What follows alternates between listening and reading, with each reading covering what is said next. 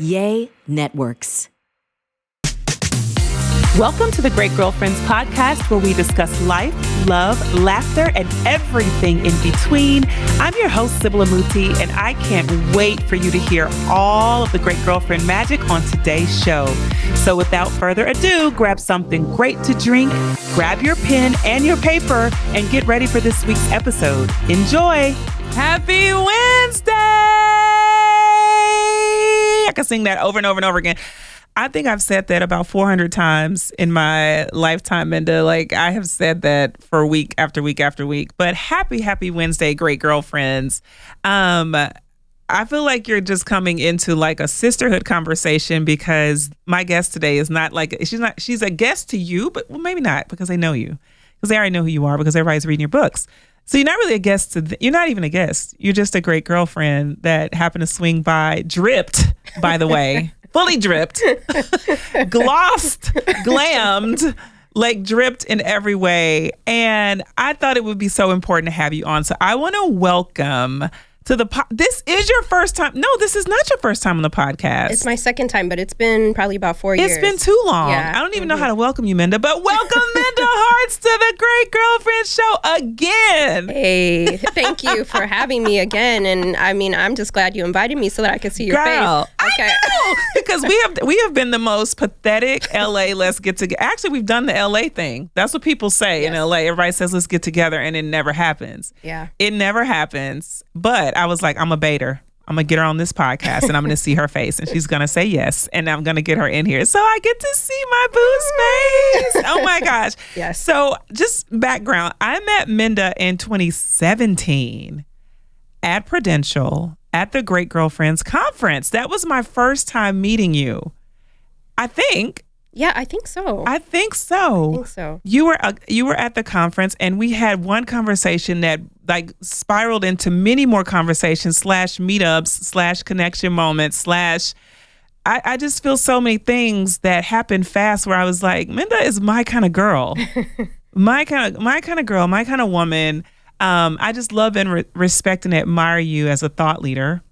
And I brought her in today because I was like, we're going to talk about thought leadership. She didn't even ask what. She was like, okay, bet. But there's so many like facets to being a thought leader. And I thought, who better than you to really come on and have this conversation, because I so respect the work that you have been doing as an author, as an advocate, as a DEIJ facilitator, as a speaker, right? As a voice for our generation. Just work, Minda. Like, you've been putting in a lot of work, and you were very clear on what you were building in 2017. Very clear. How do you feel? What do the kids say? The kids! Look at God. Look at God. Look at God. Won't he do it? Yeah, look at God, but look at you trusting, because faith without works is dead. So you obviously have been putting in the belief, and you have been activating it on a tangible level, like every day. Yeah. I mean, thank you for reminding me of that, because, yes, you know, some people might, they read the memo or whatever book they might have met me through. Did you hear that? Whatever book they might have met me through, because I'm an author. No. All right, go ahead. No, let it drop, because that's valuable. I appreciate that. And, but I was very clear. And I think that setting that intention from the get-go, when maybe everybody was doing all the things and different things, and I was very clear that my mission is women of color in the workplace, even when it wasn't popular. Yes. And it wasn't popular. And when companies didn't want to invite me to speak about it. And so I remember all of those times, the hard times, while I was still working my 9 to 5 and still building, my side hustle or whatever you want to call it. So, but the thing that kept me going was courage. Yeah. It was the ability to do something that frightens one. And I knew that if I kept going, even when it was hard, even when I got the no's, that somebody would benefit from my courage, because I think about all the great girlfriends that came before me, and I get to benefit from their courage. So that's the thing that kept me going. Okay, so one of my favorite Minda moments is, you're there but you're not there, but one of my favorite moments is when I go to the library with my kids. Girl, and I see your book on the shelf. I'm like, I just love it so much, because I remember when you were in the process of writing, and I remember what you wanted to achieve. And I mean, and when I see it on the shelf in my neighborhood out here in LA, and in New Jersey, by the way. And when I see it on shelves, when I see you out in the public, in the workplace, I understand what it took for you to trust yourself to be the voice that you needed to be. That is like not a small thing at all. There's a lot of trust because you have to qualify yourself as an author, as a writer, as a thought leader to say, this is an essential hypothesis that I want to explore. And I want to ensure that I validate this qualitatively and quantitatively. So get your books, get your conversations, get all the pieces.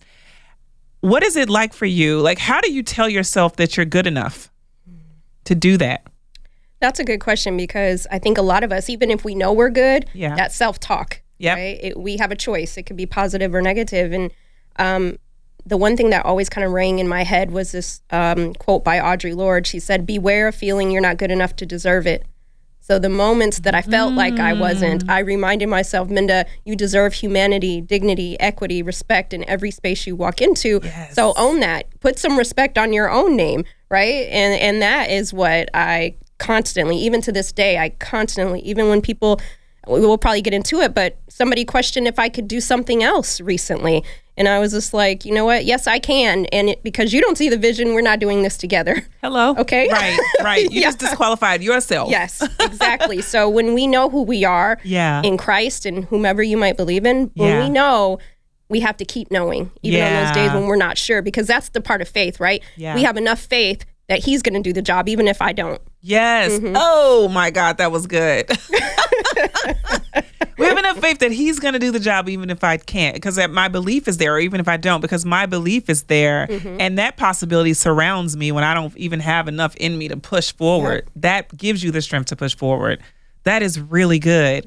So Minda, because there are so many times, and there are so many great girlfriends who are listening who have counted themselves out. And I think it is so easy for us to count ourselves out of doing things for ourselves, right? But count ourselves in when it comes to conversations at our job, right? When there's a check on the line, we qualify ourselves. In the workplace, we've validated, we've said that I belong here. And I don't believe that we are our job. I don't believe we are our titles. And how many of our friends have gotten laid off as of recent, and they're like, now what? Because all of their thought leadership was lying under the umbrella of whatever big company they were a part of. And it's not a bad thing to be a really strong employee, but it's also not a bad thing to take that power of thought leadership and apply it to your personal legacy. That's what I see that you did. You decided that your personal legacy would prevail over all of the different space. You could plug yourself in today, go book, but you knew that your personal legacy was tied to this thought leadership, and you were willing to put yourself on the line, right? What would you say to the woman who's listening, who's like, yeah, that's hard. Minda, I hear you saying belief. I hear you saying he got me. I hear you saying what Audre Lorde said. But at the end of the day, I feel more qualified as an employee than I do as an individual with this capacity.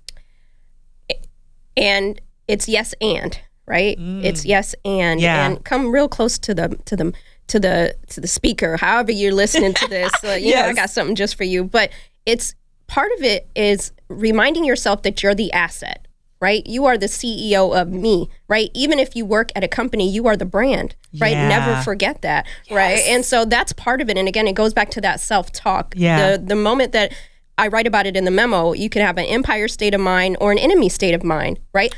Empire is I can make it anywhere, no matter what's going on, right? I'm turning $1, and 15 cents, whatever it is, I'm doing it. That enemy state of mind is constantly, that's that imposter syndrome. That's all that stuff questioning you at every turn.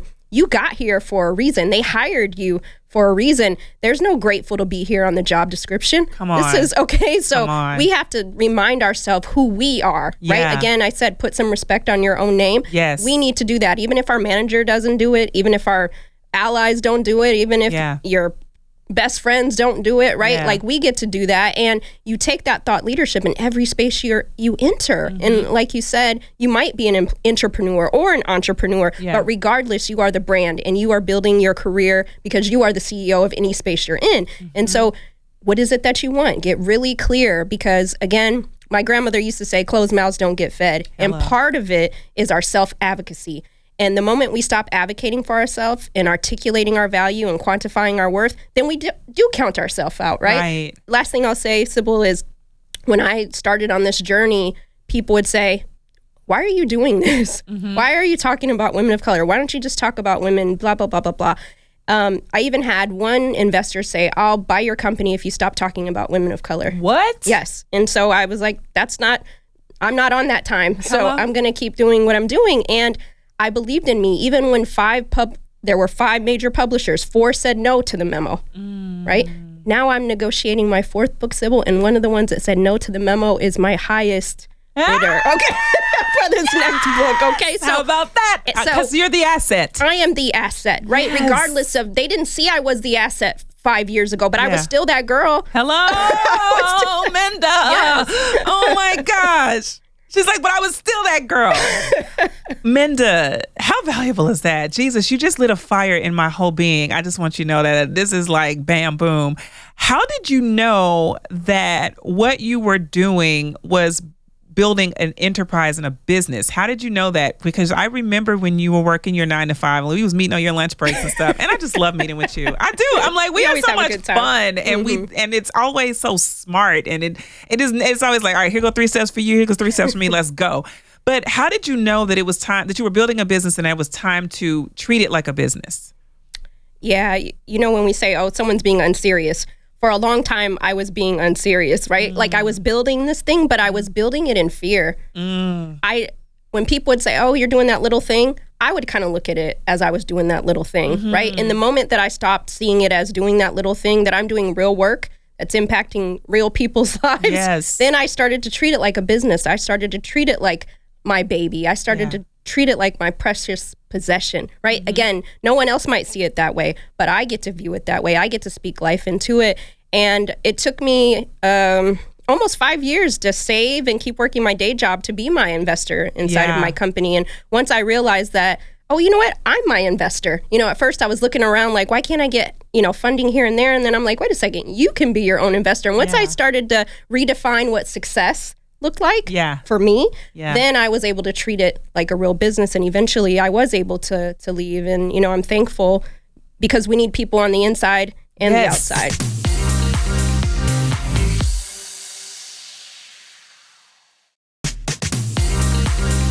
I believe you have to know your beat and you have to understand that beat and be able to honor it, right? And I love and shout out to all of my great girlfriends, our great girlfriends on the inside who are constantly advocating for the need for our work to be seen on the interior, because that support matters. It matters.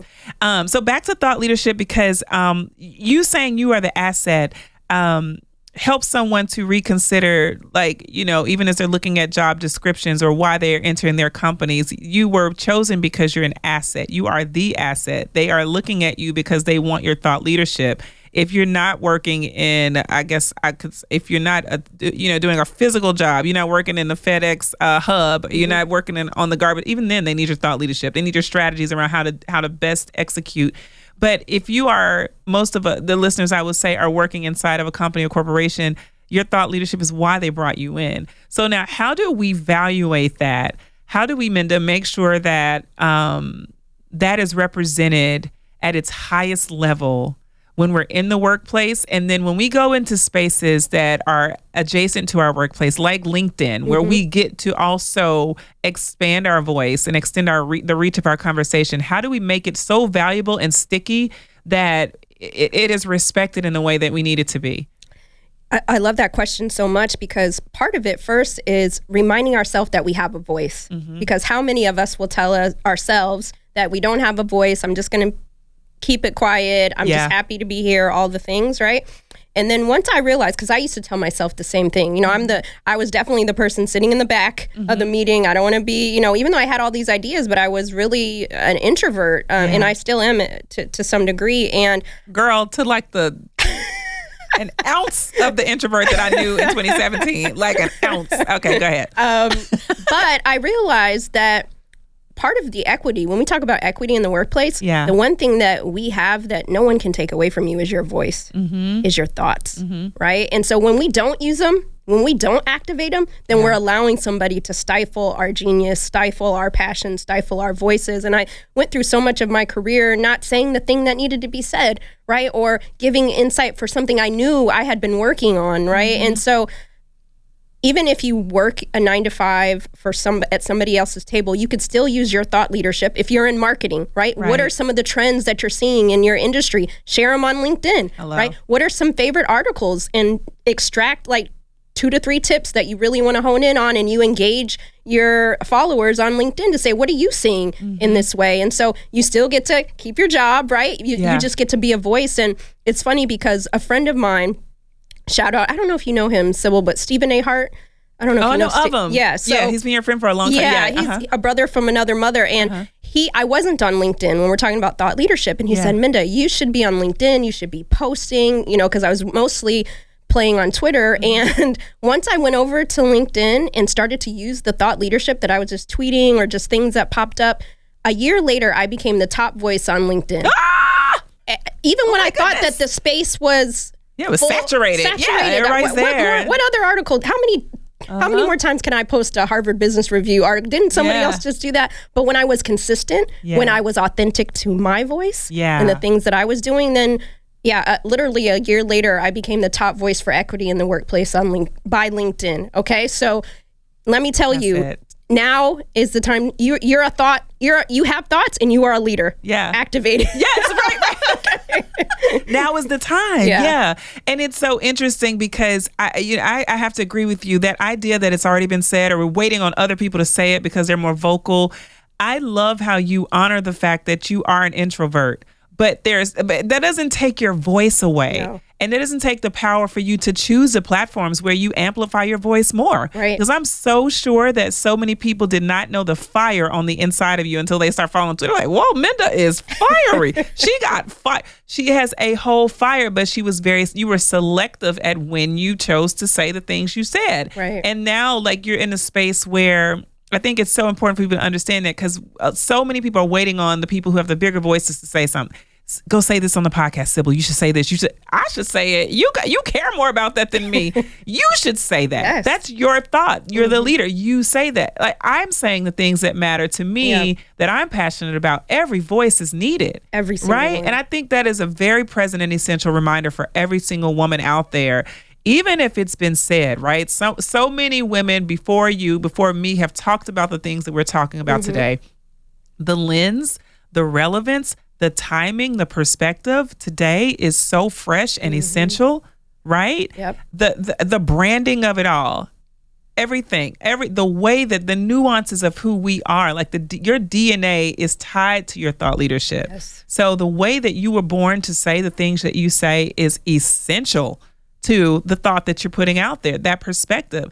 And I hope that anyone listening, everyone listening will recognize that DNA that is attached to your voice, your thoughts, your perspective, it's required in the world. It's not an option. No, it's mandatory. Isn't it something, I know this in my family, and I'll say in the Black community for sure, grandmama gets to hospice and everybody wants to put a camera in front of her and audio. Tell us your story. Right. Who was the great to the uncle? How'd you do what you did? Where you came from? How did you descend from this place? Why you migrate here? We do want the story, right? But we wait until we're at the edge of time to capture things that are such a relevant piece of how we live today. Absolutely. And I just don't want to be her. And I don't want to leave hers like that on in my platform. I want to make sure that we're activating those women who feel like we've got time. I understand that we think that we have time, and we do have time to do great things. There's so many lives waiting in the balance today. There's so many women that watched you do what you did at your job after those 5 years of you investing and building and planting seeds. They were like, shoot, if Minda did it, I can do it. Yes. Because Minda did it, I will do it. Minda gave me a blueprint, right? Yeah. I know you hear that often. I do, yeah. That you're creating blueprints. So other ways that thought leadership matters to you, when you think about the importance of women's voices and us being advocates and allies to so many movements, what are some of the other ways you think thought leadership is important to the way we see the world? Yeah. Excuse me. I think that, again, like you said, it's just the time is now to talk about it. And the way that I look at thought leadership too, you don't have to have 1 million followers. You don't have to have 100 followers, right? You just I remember when I used to tweet, I probably had 100 at best, okay? And probably half were like my family and friends. But I would just put my thoughts out there. And eventually all those thoughts turned into a book. Yeah. All those things turned into a newsletter. All those things turned into a podcast. And so nobody's stopping you but you.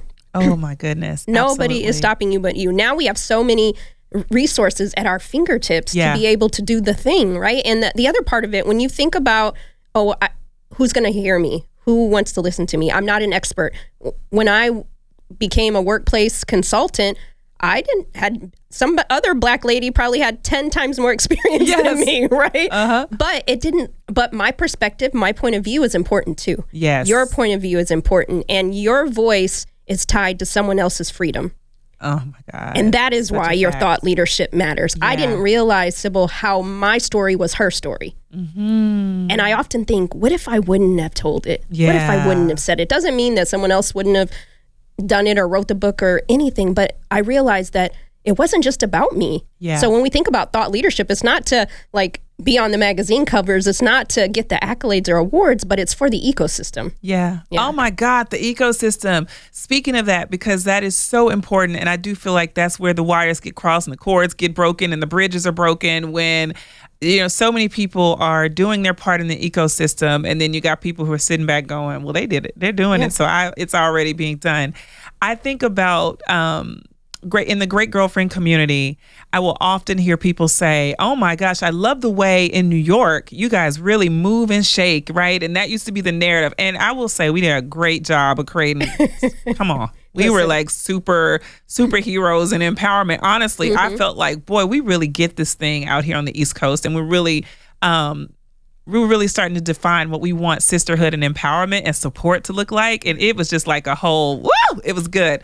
But I also think that it can happen in any market. Mm-hmm. It's about the heartbeat and the character of the women who are really curating an experience. And I also want to empower somebody who's in small town, wherever in the world, that if it's not happening, that maybe you're the one that's meant to pioneer that, right? Absolutely. Right. Absolutely. It's time to pioneer something fresh and new.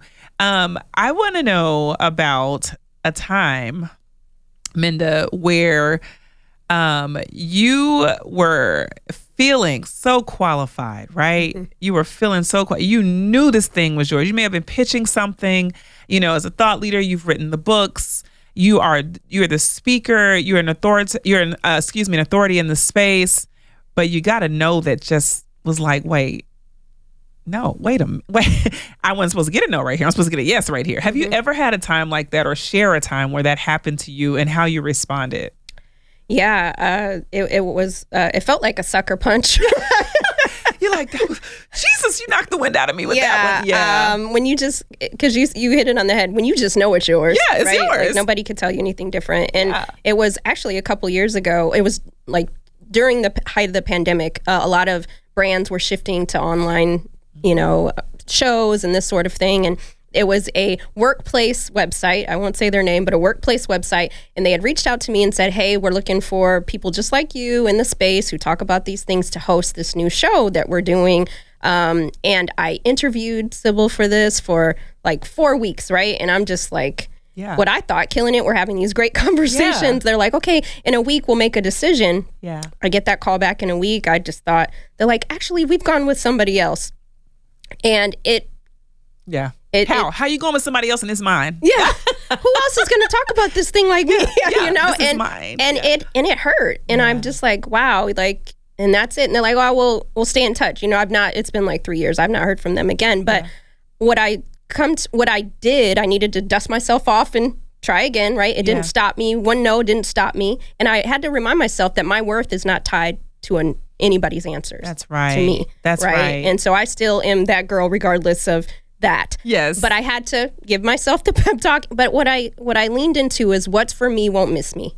Mm. And that wasn't for me. Yeah. Right. And I'm okay with that. I find peace knowing that God is going to close the doors. Yeah. He's going to open the doors. Right. And I got to be smart to discern which ones to go through and not. And, even to this day, I kind of think about that moment at times, but I'm like, you know what? My thing is coming to me, whatever it's supposed to be. And so again, just reminding ourselves that somebody else's decision for us is not tied to our worth, is not tied to our value, is not tied to our thought leadership. Right. I went on to write 2 more books after that. No. Okay. So And then, because you're that girl and you always were. Because I always was. I wasn't the girl for that. You know what I mean? But I am the girl for something else. That's right. And then I created my own things, right? Okay, I'm not hosting that show. I went on LinkedIn Live and started hosting my own show every Monday about the thing that I would have talked about had they hired me. And it's been great. And community, right? So at the end of the day, we all get where we need to go.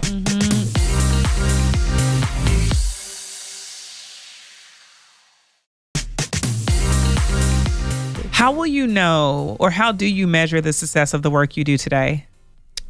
That's a hard question. But for me, it's so funny. I didn't realize that the impact of the work that I was doing for a long time, because that introverted side of me, I just kind of like go do the thing and then go back home. And but the more I've been outside and in person, just how many women I'll meet. A couple times I was at the airport, they're like, the memo, right? And just the emails and things where people say, thank you. I was at my wit's end. I got a new job. I asked for more. It was that book.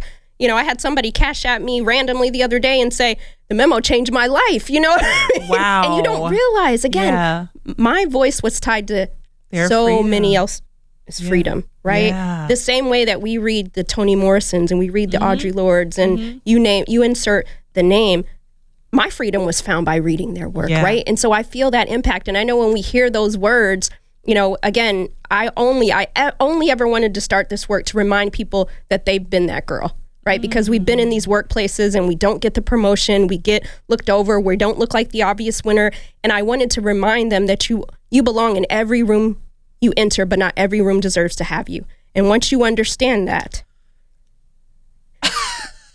then we have our power, right? And so for me, hearing that constantly, just thank you. It's not like an ego thing. It's like, I'm glad that we see each other. Yes, that we see each other. Oh my goodness. And that gratitude affirms the thing that you said from the beginning, that you are essentially building a freedom pathway for so many people. And the generational wealth to that has no bounds. It has no bounds. For my daughter to uphold Harriet Tubman the way she does in her heart, and she can recite facts about, Mommy, she walked 100 miles barefoot. Did you know? There is no limit to the amount of the depth of that wealth. There's no limit to that when you step out there and when you take on the position of, I'm that girl and this freedom is tied to me. And the sisterhood of it all is so important, because I really want to touch on that too. How we create this accountability, because it gets heavy. It is heavy. It is heavy to hold the weight. Grateful, yes, grateful. Also heavy to hold the weight of community, and to be burdened on your heart with things that you're like, but women are still making less, but we're still, and you want to move it today, you do. So how do you set your pace so that you can be patient in the process, not overburdened, and still empowered to move forward you got to move at the right pace, right? Because you want to flip tables. Your spirit is like, it's a flip table day, but this is not the moment for that. So how do you pace yourself as a thought leader to ensure that you don't get that burnout? Listen, I've hit a couple of moments in the journey where I did burn out. Yeah. Definitely. The end of 2022, I was crawling to New Year's.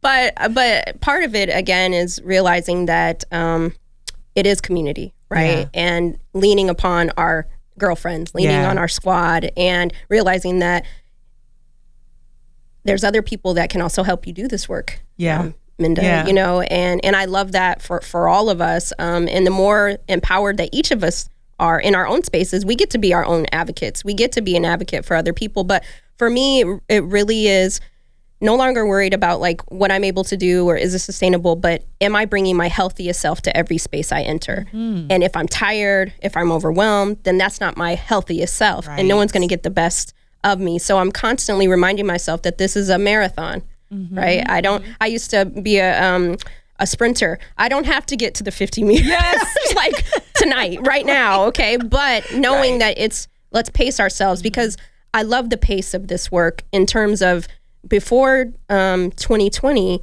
when I meet with different companies and we talk about these things, I say, well, we probably won't be able to do anything like equity wise for another 10 years. We can't do these things. We got all these. And then, when the unfortunate death of George Floyd happened, you saw companies do things like, Minda, call me now. Quick and fast, right? Things that might have taken 10 years last time are taken a month now. We weren't able to talk about race prior the way we can talk about it now. That's and right. So for me, that makes me happy because I remember when companies would hire me and they'd say, don't say this word, don't say that word, don't even bring this up. Yeah. And now we get to talk about these things.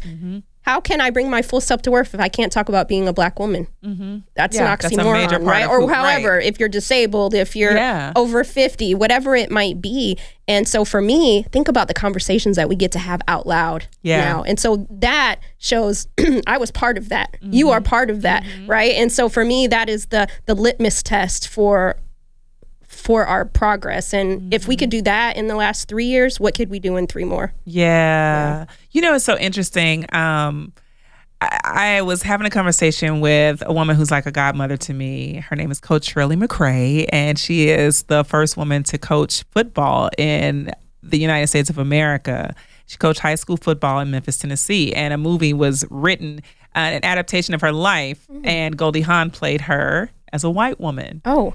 And so, And so anyway, every time I say it to say, and she also helped to integrate the University of Memphis. She played on the boys basketball team as a woman, all the things. And every time she sees me, she cry, right? And it's like, she just cry like these like deep, heartfelt, like, like she hadn't seen me in an eternity. She cried so hard. And so the last time I saw her, I said, why do you cry every time? Every time you see me, you cry. Like she cried. She's like, oh my God. She said, because you, women like you, your generation, you are the answer to our prayers. And to see the way that you all are able to live unapologetically, out loud, speak freely, liberally start businesses, liberally sit at tables across the table from white men, right? Yeah. Advocate for what we deserved years ago, but you have the voice, the power, the courage, and the freedom to do it now.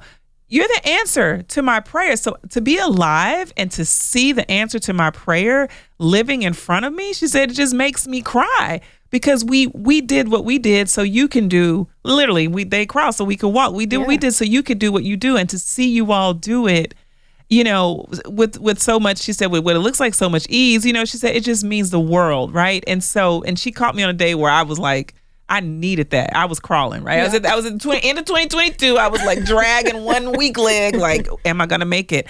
But I forgot that I'm the answer to Harriet Tubman's prayer. I forgot I'm the answer to Coach McCray's prayer, to my mom's prayers. I forgot how many, it's in you when you're in the thick of all this, whatever your thick is, it's so easy to forget. It is. The people that journeyed before us so that we could journey, and how many people after us are going to need us to keep going so that they can continue the journey. And so it resurrected something. It ignited me, and it resurrected the fire on the inside of me to want to amplify more voices, more aggressively, more intentionally as a thought leader, to know my role. I'm asking because you know your role, Minda, and I love it so much. And I wanted you on today because I wanted for listeners to find their role. If they have not located their role, and to understand, you might be passionate about something this year and it might evolve next year. That's okay. Yes. But never, ever mute the voice. You have a role. Just know that. You have a role. You have a role. Right. Yes. Find the role. And get into that role wherever it is, wherever it is, and never be bound to the idea that it's already been done because Minda's doing it, Sybil's doing it, Riley's doing it, whomever else is doing. We're doing our role, and it's time for you to do your role. And when you get tired, plug into the community of women who are thought leaders in the space where you are. Because I tell you, sometimes I like my text threads, and I literally just last night was on a prayer call with, Ty Beauchamp. Yep. Hey, Ty. Last night, we were texting about something else, and I was like, something, how you doing? We're tired. Girl, I'm tired. Me too. Let's pray. And we got on a call real quick, and we just knocked it out, and that's it. And we leaned in, plain and simple. And it was nothing but a lean in that we both needed in a moment to just reinforce that we're not alone. Yeah. And that what we're doing is essential. So, I don't even have a question behind that. I just Final thoughts, Minda. Final thoughts. You said it. Everybody has a role. And, your role doesn't have to be our role. Yeah. It's your unique role, and just know that you're part of the ecosystem. Yeah. And you get to activate that at any time. And we hope that you'll do it now. Yes. Okay, I do have a final question because I just thought about this. Because we do have this new book that's coming, right? This is book number 4 or 5? It's 4. Okay, it's 4. So that'll be coming. What is next for you as well? Yeah. What do you see? Great question. I'm getting more comfortable with the various roles that I want to play, right? For so long, I've been playing a certain role. And so I'm giving myself permission to expand my dream. And so as I've been writing books for the last few years, I want to move into also writing TV and film and telling our stories in a different way to a larger audience. So that's for the last 2 years, I've been taking screenwriting classes, and I'm starting to pitch show ideas. And so I'm excited for it. And I started a production company, being intentional, called the Queen of Hearts Productions. And I hope that in the next, year or 2 or 3, however God opens up that door, that you'll be able to see my work expanded and more freedom taking place in other ways. I like that, Minda. Something just came to me. I love this so much. Okay, so Great Girlfriends want to keep up with you, Minda. If they haven't already purchased the first 3 books, give them the titles, where they can find them, and where they can keep up with you on a continual basis. First of all, thank you for being a great girlfriend. I love you, girl. Thank you so much. And the first book is The Memo. The second book is Right Within. And my most recent book is for young adults, You Are More Than Magic. And they're everywhere books, literally. Wherever you like to buy your books. Yes, they're everywhere. They're on Audible, all 3 too. And if you don't mind my voice, you recorded my books. Yes, I love it. I love that you did your voice too. I love this so much. And then where can I keep up with you on social? At Minda Harts on your favorite platform. But follow me on LinkedIn. That's where I do my thought leadership. Awesome. Thank you so much for everything that you do, for who you are, for being so authentic about it. I just love you and I appreciate you. And I'm so glad you came by today. Thank you. Thank you for listening, Great Girlfriends. Peace. All right, Great Girlfriends, did you enjoy this week's episode of the podcast? If so, would you please give us your amazing review on iTunes? Every single review helps another great girlfriend get plugged into the podcast and the community. Speaking of community, make sure you join our Facebook group at The Great Girlfriends, follow us on Instagram at The Great Girlfriends, and on Twitter at _greatGFS. I'm Sybil and I'm out. Peace. Yay Networks.